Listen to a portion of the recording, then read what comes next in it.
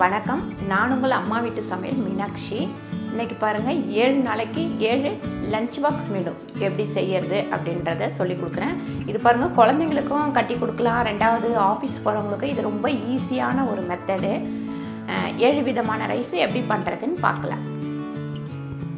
7 நாளைக்கு lunch box menu 7 variety ரைஸுக்கு தேவையான பொருட்கள் பாருங்கள். இது வந்து முள்ளங்கி சாதத்துக்கு ஒரே ஒரு முள்ளங்கி சீவி வச்சுருக்கேன். இது பார்த்திங்கன்னா வெங்காயத்தாள் ரைஸுக்கு, இது காலிஃப்ளவர் ரைஸுக்கு. சும்மா ஒரு கப்பு தான் நான் செஞ்சு காட்ட போகிறேன். இது உருளைக்கிழங்கு ரைஸு, இது கத்திரிக்காய் ரைஸு, இது புலவுக்கு கேரட்டும் பீன்ஸும். கேரட் 1, பீன்ஸ் வந்து ஒரு 3 பீன்ஸ் வச்சுருக்கேன். இது பார்த்திங்கன்னா எள்ளு சாதம். எள்ளு வந்து ஒரு 2 ஸ்பூன் வறுத்து பொடிச்சு வச்சுருக்கேன். அதே 2 ஸ்பூன் வேர்க்கடலையை பொடிச்சு வச்சுருக்கேன். மிளகு ஒரு 2 ஸ்பூன் வச்சுருக்கேன். நம்ம தேவையான அளவு யூஸ் பண்ணிக்கலாம். தனியா 1 ஸ்பூன், உளுத்தம்பருப்பு 4 ஸ்பூன் வச்சுருக்கேன். கடலைப்பருப்பு 4 ஸ்பூன் வச்சுருக்கேன். கடுகு 1 ஸ்பூன், இஞ்சி பூண்டு பேஸ்ட்டு 1 ஸ்பூன், ஜீரகம் 1 ஸ்பூன், சோம்பு 1 ஸ்பூன், மஞ்சத்தூள் 1 ஸ்பூன், பச்சை மிளகாய் ஒரு 5-6 பச்சை மிளகாய் கீறி வச்சுருக்கேன். கருவேப்பிலை தேவையான அளவு, காஞ்ச மிளகாய் தேவையான அளவு வச்சுருக்கேன். பாருங்கள், முந்திரி வந்து நம்ம தேவையானதுக்கு போட்டுக்கலாம். கொத்தமல்லி தேவையான அளவு, எண்ணெய், உப்பு தேவையான அளவு. ரைஸ் பாருங்கள், வடித்து எடுத்து வச்சுருக்கேன் எல்லாத்துக்கும். இதிலேருந்தே நம்ம ரைஸ் எடுத்துக்கலாம். பாருங்கள், இப்போ கடாய் வந்து நல்லா காஞ்சிக்கிட்டோம். ஃபஸ்ட்டு வந்து நம்ம எள்ளு சாதம் பண்ணிக்கலாம். ஒரு 2லேருந்து 3 ஸ்பூன் அளவு எண்ணெய் போட்டுக்கலாம். எண்ணெய் நல்லா காஞ்சிக்கிட்டோம். பாருங்கள், சின்ன பவுலுன்ற தொட்டி இத்தினோண்டு கடுகு போட்டால் போதும். ரொம்ப கடுகு தேவை கிடையாது. ஒரு குழந்தைங்களுக்கு ஒரு சின்ன டிஃபன் பாக்ஸில் கட்ட போகிறீங்க அப்படின்னா இத்தினோண்டு கடுகு, ஒரு சிட்டிகை அளவு கடுகு போட்டால் போதும். அதே மாதிரி உளுந்து பாருங்கள், இந்த மாதிரி எடுத்து போட்டுக்கோங்க. இப்போ 2 காஞ்ச மிளகாய், இப்போ கருவேப்பிலை ஒரு 2 போட்டிருக்கேன். உப்பு வந்து ஒரு 1/4 டீஸ்பூன் அளவு இதில் உப்பு போட்டுருவோம். ஃபஸ்ட்டு இந்த எள்ளு இதை போட்டுருவோம். அடுப்பை வந்து கொஞ்சம் சிம்மில் வச்சிடலாம். அடுத்து நம்ம வேர்க்கடலை பொடியும் போட்டுக்கலாம். ரெண்டுமே நம்ம வறுத்து தான் அரைக்கணும், அப்படியே அரைக்கக்கூடாது. இப்போ இந்த சாதத்தை நம்ம இதில் போட்டுருவோம். ரொம்ப சிம்பிளாக ஆனால் டேஸ்ட்டாக இருக்கும். நல்லா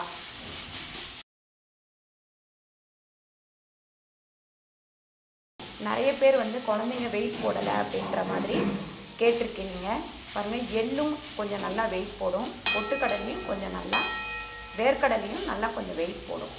இந்த மாதிரி ரைஸ் செஞ்சு ஒரு முட்டை கிரேவி இல்லைனா எதனா ஃப்ரை பண்ண காய்கறி இதோடு நம்ம வச்சு அமைச்சிடலாம்.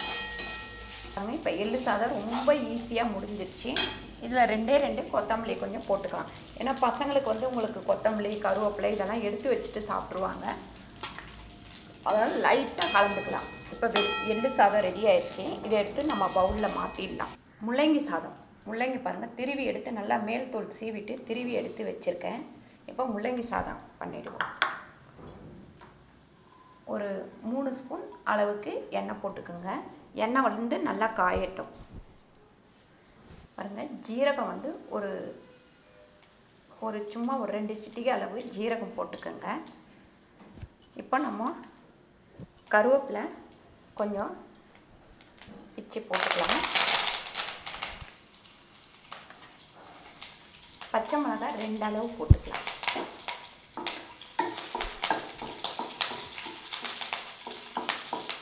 இப்போ இந்த முள்ளங்கியை இதில் போட்டுருவோம்.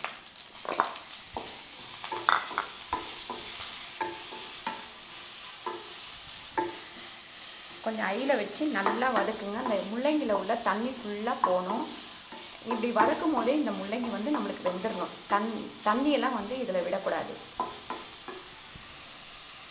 முள்ளங்கிக்கு தேவையான அளவு, சாதத்துக்கு தேவையான அளவு நான் உப்பு போட்டுடுறேன். ஒரு 1/2 ஸ்பூன் அளவு உப்பு போட்டிருக்கேன். பாருங்கள், இதில் ஒரு சிட்டிகை அளவு நம்ம மஞ்சத்தூள் போட்டுக்கலாம்.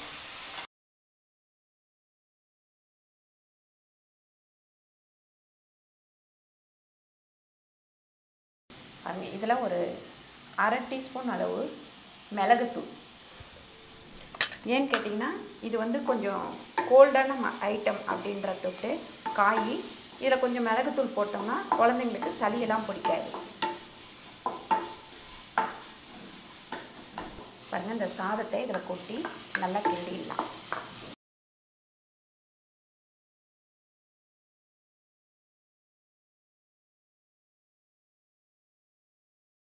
இது ஒருத்தருக்குனா நம்ம ஒரு முள்ளங்கி மீடியமான சைஸு ஒரு முள்ளங்கி போட்டுக்கலாம். 2 பேருக்குனா நல்லா ஒரு 1/4 கிலோ அளவு நம்ம முள்ளங்கி போடணும். ரெண்டாவது, இந்த வெரைட்டி ரைஸ் வந்து குழந்தைங்களுக்கு ரொம்ப பிடிக்கும். அதனால் நம்ம இந்த மாதிரி காய்கறிகளை போட்டு செஞ்சு கொடுத்தோம்னா அவங்களுக்கு காய்கறியை வந்து கண்டுபிடிக்க மாட்டாங்க, நல்லா சாப்பிட்ருவாங்க. அவங்களுக்கு அந்த காய்கறியும் உடம்புல சேர்ந்துக்கும், சாப்பாடும் டேஸ்ட்டாக இருக்கும். இந்த முள்ளங்கியில் உள்ள தண்ணி எல்லாமே நல்லா கொஞ்சம் வத்திடணும். அப்போ தான் அந்த ரைஸ் வந்து மதியானம் நம்ம கொண்டு போகும்போது நல்லாயிருக்கும். அந்த தண்ணியோடு போட்டு சாதத்தை கிண்டக்கூடாது. இப்போ முள்ளங்கி ரைஸ் வந்து ரெடி ஆயிடுச்சு. நம்ம வேறு பாத்திரத்துக்கு மாற்றிடலாம். பாருங்கள், இப்போ நம்ம வந்து லைட்டான ஒரு புலவு பண்ணிக்கலாம். ஒரு 3 ஸ்பூன் அளவு தான். ஒரு ஆளுக்கு நீங்கள் சமைக்கிறீங்க, இந்த மாதிரி வெரைட்டி ரைஸ் பண்ணுறீங்கன்னா ஒரு சின்ன ஸ்பூனில் 3 ஸ்பூன் எண்ணெய் போட்டால் போதும். பாருங்கள், சோம்பு 2 போட்டுக்கலாம். பசங்களுக்கு வந்து நம்ம காரமும் இல்லாமல் ஒரு கலர் வித்தியாசமாக இருக்கும். ஒவ்வொரு நாள் ஒவ்வொரு கலர் மாதிரி இருக்கும். அந்த மாதிரி நம்ம இப்போ சமைச்சிட்ருக்கோம். பாருங்கள், இஞ்சி பூண்டு பேஸ்ட்டு ஒரு 1/2 ஸ்பூன் போட்டிருக்கேன். இதை சிம்மில் வச்சுக்கலாம். இது ஆஃபீஸ் வரவங்க கூட இந்த இப்படி லைட்டாக செஞ்சு எடுத்துகிட்டு போகலாம். முந்திரி வந்து ஒரு 4-5 முந்திரி போட்டிருக்கேன்.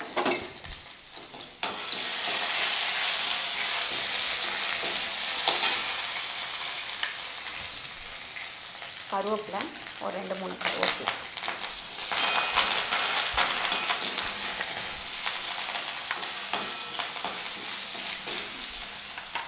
பாருங்கள், காரத்துக்கு ஒரு 2 பச்சை மிளகாய். இப்போ இந்த கேரட் போட்டுடலாம். நல்லா பொடியாக நறுக்கிக்கிங்க, அப்போ தான் சீக்கிரம் வேகும். பீன்ஸு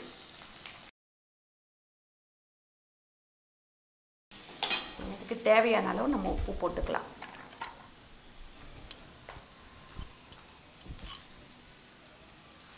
சாதத்துக்கும் காய்கறிக்கும் சேர்த்து தான் இதை உப்பு போடுறேன். ஒரு 1/2 ஸ்பூன் அளவு. இந்த ரைஸ் எல்லாமே பார்த்திங்கன்னா உங்களுக்கு செம்ம டேஸ்ட்டாக இருக்கும். கொண்டு போய் சாப்பிடும் போது இதுக்கு சைடிஷ் வந்து அடுத்த முறை 7 நாளைக்கு 7 சைடிஷ் வந்து செஞ்சு காட்டுறேன். கொஞ்சமாக இதில் தண்ணி தொளிச்சு.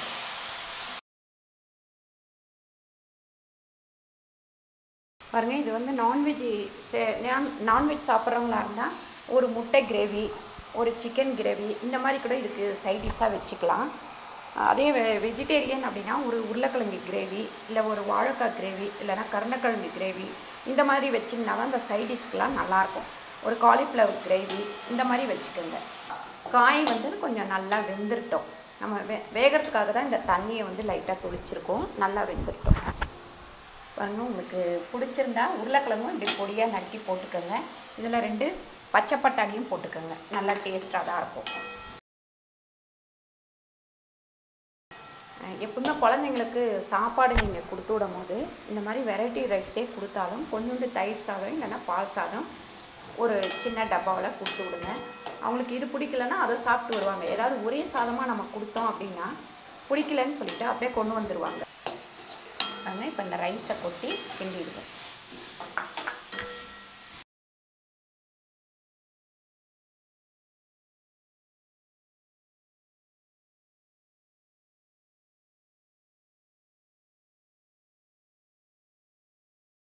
பாருங்கள், வெஜ்ஜி புலவு சிம்பிளாக ரெடி ஆயிடுச்சு. இப்போ இதை நம்ம வேறு பாத்திரத்துக்கு மாற்றிக்கலாம். பாருங்கள், இப்போ நம்ம உருளைக்கிழங்கு சாதம் பண்ணிக்கலாம். உருளைக்கிழங்கு சாதத்துக்கு கொஞ்சம் கூட எண்ணெய் விட்டுக்குங்க. ஏன்னா இந்த எண்ணெயில் தான் இந்த உருளைக்கிழங்கு வேகணும். அப்போ தான் டேஸ்ட்டாக இருக்கும்.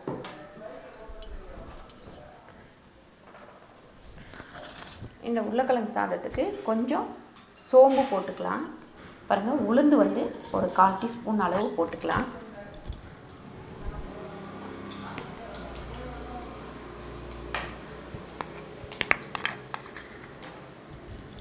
பாருங்கள், இதில் இஞ்சி பூண்டு பேஸ்ட்டு போட்டுக்கலாம்.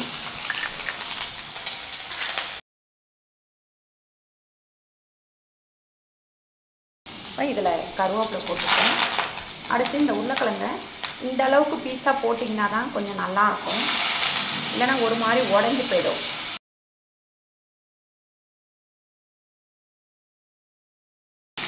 ஒரு 150 உருளைக்கிழங்கு போட்டிங்கன்னா 2 பேருக்கு சாதம் ரெடி பண்ணிடலாம். ஒரு 100 கிராம் அப்படி சின்ன பீஸாக போட்டிங்கன்னா ஒருத்தருக்கு தான் சரியாக இருக்கும். மஞ்சள்தூள் ஒரு 1/4 டீஸ்பூன் போடுறேன். வெறும் மிளகாத்தூள் ஒரு 1/2 ஸ்பூன் அளவு.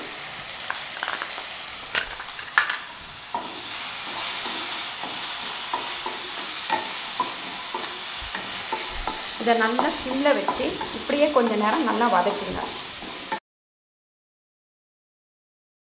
இந்த உருளைக்கிழங்கு ரைஸுக்கு பாஸ்மதி ரைஸ் போட்டிங்கன்னா இன்னும் டேஸ்ட்டாக இருக்கும். இப்போ நான் நார்மல் ரைஸ் தான் வச்சுருக்கேன். ரைஸுக்கும் இந்த உருளைக்கிழங்குக்கும் சேர்த்து ஒரு 1/2 ஸ்பூன் அளவு உப்பு போட்டிருக்கேன்.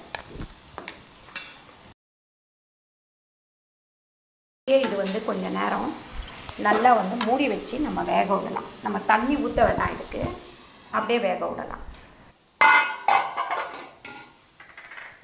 பாருங்கள், இந்த மாதிரியே இந்த உருளைக்கிழங்கு நல்லா வேக விடுங்க.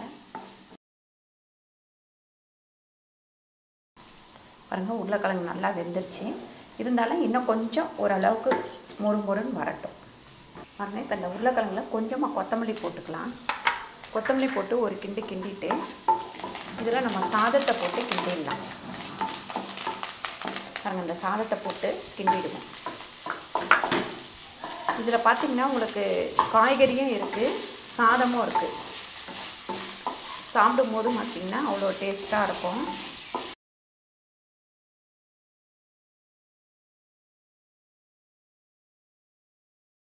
இந்த அம்மாங்களாம் பார்த்திங்கன்னா சமைச்சு முடிச்சுட்டு இந்த கடாயில் போட்டு கொஞ்சம் சாதம் போட்டு பிரட்டி தருவாங்க. அந்த மாதிரி ஒரு டேஸ்ட் வரும். இந்த மாதிரி உருளைக்கிழங்கு சாதம், இந்த சாதம் அந்த மாதிரி ஒரு டேஸ்ட் வரும். கடாயில் உள்ளது வேஸ்ட் ஆகக்கூடாது அப்படின்றதுனால அந்த மாதிரி நமக்கு கலரி அந்த காலத்தில் தருவாங்க. இப்போ உள்ளவங்க யாரும் அந்த மாதிரி கலரி கொடுக்கறது கிடையாது.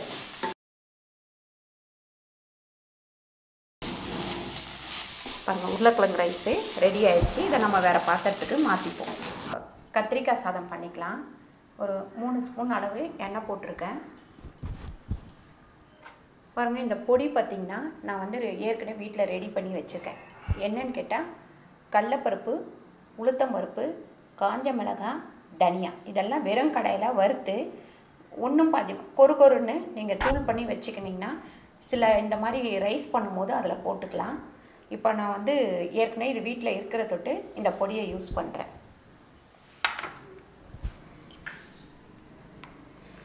பாருங்கள், கடுகு போட்டுக்கலாம். அடுத்து பார்த்திங்கன்னா உளுந்து கொஞ்சமாக,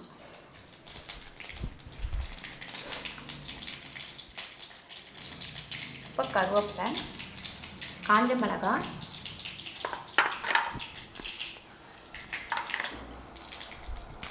அடுத்து பார்த்திங்கன்னா கருவேப்பிலை போட்டுக்கலாம். இப்போ அடுப்பை சிம்மில் வச்சுட்டு பாருங்கள், கத்திரிக்காய் இப்படி பொடியாக வெட்டி வச்சுருக்கேன். இந்த மாதிரி பொடியாக வெட்டி போட்டிங்கன்னா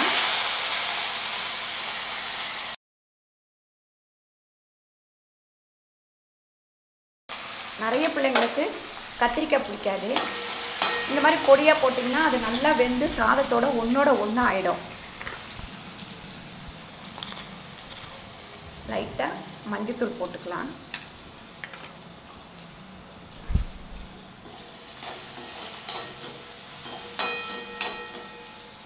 இது எல்லாமே நான் ஒரு சின்ன குழந்தைங்களுக்கு உண்டான அளவு தான். இதிலேருந்து நீங்கள் அப்படியே 2 பேருக்கு செய்யுதுன்னா இதிலேருந்து டபுளாக சேர்த்துக்கோங்க. எல்லாமே 3 பேருக்கு செய்யுதுன்னா அதுக்கேற்ற மாதிரி சேர்த்துக்கோங்க.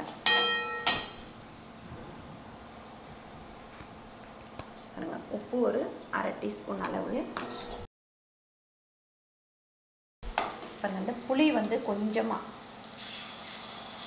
ஏன்னா கத்திரிக்காயும் போது நம்ம புளி சேர்த்தா தான் அந்த சாதம் நல்லாயிருக்கும்.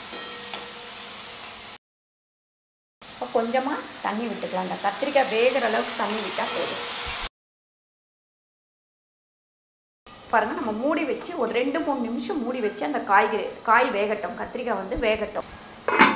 பாருங்கள், சூப்பரான ஒரு கத்திரிக்காய் ரைஸுக்கு கத்திரிக்காய் பாருங்கள் நல்லா வெந்துருச்சு. இப்போ நீங்கள் இதில் சாதம் போட்டு கிண்டினீங்க அப்படின்னா இந்த கத்திரிக்காய் வந்து தெரியாது. நிறைய பிள்ளைங்க வந்து காய்கறி சாப்பிட மாட்டேன்றாங்க. அவங்களுக்கு இந்த மாதிரி ரைஸ் செஞ்சு கொடுத்திங்கன்னா அவங்களுக்கு சத்தாகவும் இருக்கும், நல்லாவும் இருக்கும். ரெண்டாவது இந்த மிளகு வந்து நான் இந்த ரைஸுங்களில் மிளகு கொஞ்சம் சேர்த்துருக்கேன். ஏன்னு கேட்டிங்கன்னா பசங்க ஸ்கூல் போகும்போது அங்கே வேறு தண்ணி மாற்றியெல்லாம் குடிப்பாங்க.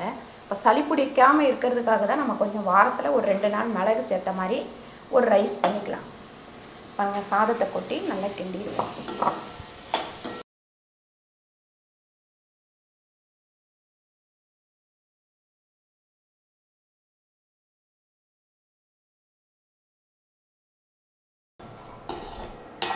பாருங்கள், நல்லா கிண்டினதுக்கப்புறம் இந்த பொடியை வந்து இதில் போட்டுருவோம். இந்த பொடி போட்டிங்கன்னா நல்லா வாசனையாகவும் டேஸ்ட்டாகவும் இருக்கும். இந்த பொடி வந்து ஈஸி தான். நான் இன்னொரு முறையும் சொல்கிறேன். கடலைப்பருப்பு, உளுத்தம்பருப்பு, காஞ்ச மிளகாய், தனியா இது எல்லாத்தையும் வெறும் கடாயில் வறுத்துட்டு நீங்கள் பொடி பண்ணி எடுத்து வச்சுக்கிட்டிங்கன்னா சில பொரியலுக்கு கூட நம்ம அதை சேர்த்துக்கலாம். தேங்காய் போட வேணாம் அப்படின்ற பொரியலுக்குலாம் அதை சேர்த்துக்கலாம். நான் வந்து அது எப்படி பண்ணுறதுன்னு இன்னொரு வீடியோவில் செஞ்சு காட்டுறேன். பாருங்கள், கத்திரிக்காய் சாதமும் ரெடி ஆயிடுச்சு. கொஞ்சமாக இதில் கொத்தமல்லி போட்டுடலாம். இப்போ இதை மாற்றிக்கலாம். இப்போ வெங்காயத்தாள் சாதம் தாளிச்சிக்கலாம். ஒரு 3 ஸ்பூன் எண்ணெய் போட்டிருக்கேன். எண்ணெய் வந்து நல்லா காயட்டும். பாருங்கள், இந்த வெள்ளை கலர் கிடச்சிதுன்னா வெள்ளை கலர் கூட வாங்கிக்கோங்க. ரெண்டாவது இந்த வெங்காயத்தை வெட்ட வேண்டாம், வெறும் தாள் வரைக்கும் வெட்டினீங்கன்னா போதும். பாருங்கள், கடுகு வந்து ஒரு 1/4 டீஸ்பூன் அளவு போட்டால் கொஞ்சமாக போட்டால் போதும். ஏன்னா ஒரு ஆளுக்குன்னும் போது கொஞ்சமாக போட்டால் போதும். இப்போ உளுந்து வந்து ஒரு 1/2 ஸ்பூன் அளவு, கடலைப்பருப்பு ஒரு 1/2 ஸ்பூன் அளவு. சில குழந்தைங்களுக்கு அந்த கடலைப்பருப்பு இதெல்லாம் பிடிக்காது, பிடிக்கலன்னா போட வேண்டாம். பாருங்கள், முந்திரியை வந்து கொஞ்சம் பொடியாக நசுக்கி வச்சுருக்கேன்.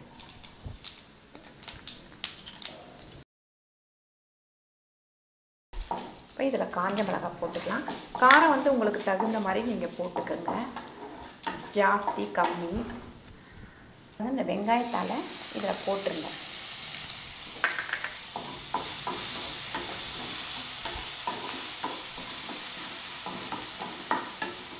இது பார்த்திங்கன்னா நல்ல வாசனையாக இருக்குங்க சாப்பிட்றதுக்கு. அது சூடாக சாப்பிட்டிங்கன்னா இன்னும் டேஸ்ட்டாக இருக்கும். இதில் கொஞ்சமாக ஒரு மஞ்சத்தூள் ஒரு சிட்டிகை அளவு போட்டுக்கோங்க.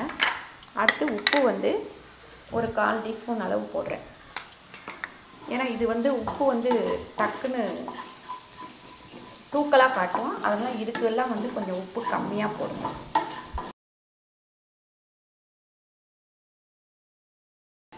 பாருங்கள், ஒரு பவுலில் வந்து சாதம் போட்டுக்கிறேன்.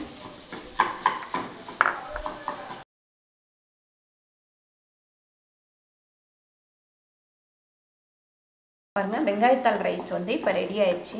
இதை நம்ம வேறு பாத்திரத்துக்கு மாற்றிக்கலாம். பாருங்கள், உங்களுக்கு 7 நாளைக்கு 7 சாதம் வெரைட்டி ரைஸ் செஞ்சு காமிச்சிருக்கேன். ஸ்கூலுக்கும் சரி ஆஃபீஸ்க்கும் சரி கொண்டு போகிறதுக்கு ரொம்ப ஈஸியாக இருக்கும்.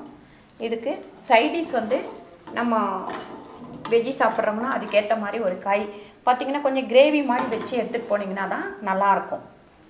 உங்களுக்கு லஞ்ச் பாக்ஸ் மெனுக்கு 7 நாளைக்கு 7 லஞ்ச் பாக்ஸுக்கு கட்டுற மாதிரி வெரைட்டி ரைஸு இப்போ பாருங்கள் ரெடி ஆயிடுச்சு. உருளைக்கிழங்கு ரைஸு, இது பார்த்திங்கன்னா வெஜிடபிள் போட்டு புலவு, முள்ளங்கி ரைஸு, எள்ளு ரைஸு. பாருங்கள், எள்ளு வந்து வெள்ளை கலர் எள்ளு போட்டிருக்கேன். இது அதனால் வெள்ளையாக இருக்குது. நீங்கள் கருப்பு கலர் வேணுனாலும் யூஸ் பண்ணிக்கோங்க. காலிஃப்ளவர் ரைஸு, வெங்காயத்தாள் ரைஸு, கத்திரிக்காய் ரைஸு. பாருங்கள், இந்த மாதிரி வித்தியாசமாக செஞ்சு கொடுத்திங்கன்னா குழந்தைங்க வந்து சாப்பிட்டுட்டு டிஃபன் பாக்ஸை வந்து வெறும் காலியாக தான் கொண்டு வருவாங்க. அதில் சாப்பாட்டோட டிஃபன் பாக்ஸ் வராது. நீங்களும் வீட்டில் இதை ட்ரை பண்ணி பாருங்கள். பாருங்கள், குழந்தைங்களுக்கு மட்டும் இல்லை, ஆஃபீஸ் போகிறவங்களுக்கு கூட இது ஈஸியாக வேலை முடிஞ்சிடும். ஒரு வெரைட்டி ரைஸும் ஒரு கிரேவியும் வச்சிங்கன்னா உங்களுக்கு ஈஸியாக வேலை முடிஞ்சிடும். அதனால் ஆஃபீஸ் போகிறவங்களுக்கும் இது வந்து யூஸ்ஃபுல்லாக இருக்கும். இதை நீங்கள் வீட்டில் வந்து ட்ரை பண்ணி பாருங்கள். பாருங்கள், இந்த வீடியோ உங்களுக்கு பிடிச்சிருந்தா லைக் பண்ணுங்கள், ஷேர் பண்ணுங்கள், சப்ஸ்கிரைப் பண்ணுங்கள், ஃபேஸ்புக்கில் ஷேர் பண்ணுங்கள், மறக்காமல் கமெண்ட் பண்ணுங்கள். நன்றி, வணக்கம்.